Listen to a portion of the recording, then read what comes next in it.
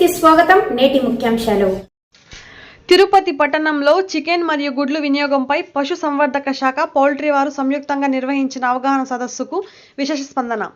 నిర్భయంగా చికెన్ మరియు గుడ్లు ప్రతిరోజు తినండి, ఆరోగ్యంగా ఉండండి. జిల్లా పశు సంవర్ధక శాఖ అధికారి రవికుమార్. తిరుపతి పట్టణంలో చికెన్ మరియు గుడ్లు వినియోగంపై పశు సంవర్ధక శాఖ పౌల్ట్రీ వారు సంయుక్తంగా నిర్వహించిన అవగాహన సదస్సుకు విశేష స్పందన లభించిందని, నిర్భయంగా చికెన్ గుడ్లు ప్రతిరోజు తినండి, నా పేరు డాక్టర్ ఏ రవికుమార్, నేను జిల్లా పశు సంవర్ధక శాఖ అధికారి తిరుపతి జిల్లా. ప్రజలకు పిలుపునిచ్చారు. ఈరోజు తిరుపతి పట్టణం తిరుపతి జిల్లాలో తిరుపతి పుణ్యక్షేత్రంలో పర్యాటక నగరంలో బైరాగపట్టెడనే ఒక ప్రాంతంలో బాబు జగజీవన్ రామ్ పార్క్ నందు ఈరోజు పెద్ద ఎత్తున చికెన్ అండ్ ఎగ్ మేళా కార్యక్రమం నిర్వహిస్తున్నాం.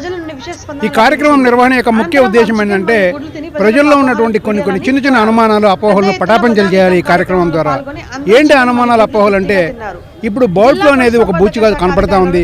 బర్డ్ ఫ్లూ అనేది ఈస్ట్ గోదావరి, వెస్ట్ గోదావరి జిల్లాలో కనపడింది. ఆ కోళ్ళు ఇక్కడికి వస్తున్నాయేమో, బర్డ్ ఫ్లూ వచ్చిన కోళ్ళు మనం తింటున్నామేమో, బర్డ్ ఫ్లూ వచ్చిన కోళ్ళు తింటే మనకు ఆరోగ్యానికి మంచిది కాదేమో ఒక అనుమానంతో కొంత చికెన్ విక్రయాలు, గుడ్ల విక్రయాలు తగ్గిన పరిస్థితి కనపడతా ఉంది. అయితే మనకు జిల్లాలో ఎక్కడా బర్డ్ ఫ్లూ లేదు. అక్కడెక్కడో బర్డ్ ఫ్లూ వస్తే ఆ బర్డ్ ఫ్లూ వచ్చిన కోళ్ళు ఇక్కడ రావడానికి అవకాశమే లేదు. ఎందుకంటే బర్డ్ ఫ్లూ వచ్చిన ప్రాంతంలో 1 కిలోమీటర్ పరిధిలో ఉన్నటువంటి కోళ్ళన్నింటి కూడా మనము పూడ్చివేస్తాం. ఆ ఫారాల్లో ఉన్నటువంటి కోళ్ళని, కోడి గుడ్లని, మిగిలిపోయిన కోళ్ళ దానాలని, అదేవిధంగా మందుల డబ్బాలు కానీ, ఎగ్ ట్రేస్ కానీ ఏమున్నా కూడా అవన్నీ కూడా ధ్వంసం చేసేసి పూడ్చేస్తాం. ఆ కోళ్ళు మార్కెట్లోకి రావడానికి అవకాశమే లేదు.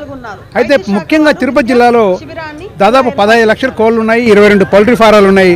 ఈ 22 పౌల్ట్రీ ఫారాలు మేము జల్లెడ పెట్టాము. వ్యాధి ఆనవాళ్ళు ఎక్కడైనా ఉన్నాయా, వ్యాధి లక్షణాలు ఎక్కడైనా కోళ్ళలో కనపడుతున్నాయా అనేది కూడా మనము జల్లెడ పెట్టాము. పశు వైద్య సిబ్బంది అందరూ కూడా మా పరిశీలనలో ఎక్కడ కూడా జిల్లాలో బర్డ్ ఫ్లూ లేదు, అన్ని కోళ్ళు సంపూర్ణ ఆరోగ్యంతో ఉన్నాయని చెప్పేసి మనకు తేలింది. అయితే ఒకసారి చూసేసి వదిలేయకుండా ప్రతిరోజు ఒక డాక్టరు, ప్రతిరోజు ఒక కోళ్ళ ఫారం అంతన రోజు తనిఖీలు నిర్వహిస్తాము, ముమ్మరంగా చెక్ చేస్తాము.